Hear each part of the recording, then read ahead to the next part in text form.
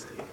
Okay, so the first question is, where were you born and why did you decide to come to Monmouth? I was born in Bloomington, Illinois, but you mean, No. were you born in Bloomington? No, close. Oh, I was born in Bloomington, and then I grew up outside of Lexington, and I didn't really decide to come to Monmouth as much as I was sent here, but very willingly. My bishop sent me here, assigned me here as my first assignment, and I was happy to come, happy to serve. Part of the reason he sent me was to serve the Hispanic population, but just to serve the people of God here. Right. Did you have any previous experience with Hispanic populations? Yes. One time I went to Taco Bell. No. No, besides taking Spanish classes in high school, I went to Mexico for a month, and then I've been in different areas in central Illinois serving the Hispanic population. So in Mendota, and in the Quad Cities, and in Peoria, and in Bloomington. All right. Mm-hmm. So what was your childhood like? Did you move around a lot? Nope, I lived in the same house my whole life. All we did was just add on to our house, and I moved bedrooms. Yeah. What sort of work did your parents do? My dad is in sales for a company out of North Dakota. They sell light bulbs. And my mom has been a stay-at-home mom. She's been a daycare worker, and now she is a resource worker for what used to be Catholic Charities, basically for counseling. She does resources for people in crisis. Were you raised Catholic? Mm-hmm. Okay. Yeah, my dad's not Catholic, but my mom is, and all of myself and my siblings were all raised Catholic. How many siblings do you have? There are 10 of us. Oh, wow. Yeah. Yeah. Are you the youngest, oldest, in the middle? I am the sixth. I'm the sixth, yeah. Mm-hmm. So, how were you called to the priesthood? When I was in fourth grade, there was a priest who I really looked up to, who was really dynamic and just really, really influential in my life. And he said, "Hey, you should think about being a priest." And at the time, I looked up to him as a person, but I think there was also something very supernatural just in that call. And so I got real excited. And I went to school, and I told my friend, "Hey, I got to go be a priest."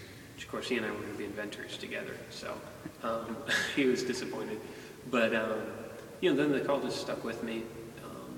It wasn't really like the typical kid that people would think would be a priest. But through high school, I didn't talk about it as much with other people, but I kept it in my heart, and I went on retreats and things like that, and that helped kind of develop it.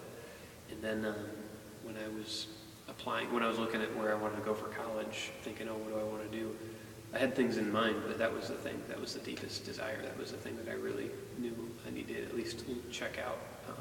And so went to seminary, and just through my whole time in seminary, I really kind of felt the call, and it was confirmed by other people, which is always helpful.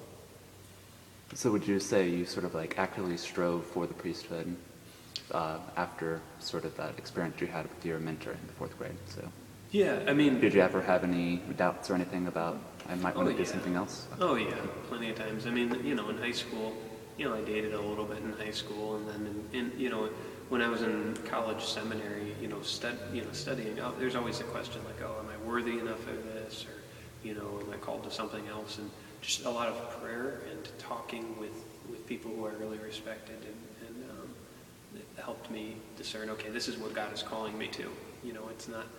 It's not just my decision, but God is actually calling me to this. And were your parents supportive of your decision? Yeah, they really were. Even though my dad's not Catholic, he's still incredibly supportive. So. That's wonderful. Mm-hmm. So what is the most rewarding aspect of working within the Mormon Church? I mean, the people are they're incredible. The people are great, really good people, just very down to earth. But just sacramental ministry, confessions and the Mass. It's just really incredible just because you're there in the midst of people's lives, really affecting a change and doing something that no one else and nothing else can do. And so you're just there watching God's grace work in the midst of people's lives, and so that's probably the most rewarding. What events have you helped to organize within the Monmouth community? Let's see. Well, we just had a meeting about Our Lady of Guadalupe. So we're most of the events have been pretty much here in this church or over, in our school gym. But so we're going to have a potluck for both Immaculate Conception, which is our parish feast, and Our Lady of Guadalupe. And then we're going to have the Mañanitas, which are where they come and sing to Our Lady at like 4 a.m, and then have the Mass and then a little party afterwards. But other than that, we just had this summer we had a seminarian who used to be a professional soccer player in Chile, and he came. He was here all summer, but we had a little get together where he went and gave his vocation story in Spanish. We had food and stuff like that, played out in the park, and he played soccer with all the kids. So things like that. And also, I guess we also had the sisters come from Peoria and do some catechesis. Do you believe that one person can make a difference within a community? I think so, but I think that one person needs a lot of help and needs to work with other people. I mean, I would never say every single thing that I've done, it's been because there's been people there willing to help and to do the work. I tell people, I say, I can't do things, can't do it by myself, and so we just have incredible people really willing to help and to sacrifice their time and their talent and their money and just, pitch in. How have your experiences working with the Latino community changed you? They give me a deeper sense of how our Catholic faith is universal and it can be in any culture. Also, they're very communal as a people. They're family oriented and very community oriented, and that's helped me appreciate that. They also have a huge appreciation for the sacraments, and so they always remind me of that, and especially appreciation of the Blessed Mother. And so they always increase that in me. And it also humbles me, because we're trying to bridge a gap. A lot of them don't speak perfect English, and I don't speak perfect Spanish. And so we come together, and then God's there just, working with our limitations. And that always, whenever I have a chance whenever it's obvious that it's God at work and not me, that always is good for me, good for my pride. So. What sorts of changes would you like to see in the future for the Latino community in Monmouth? I'd like them to continue to be integrated into the community here. It's always tricky to be integrated without losing one's identity.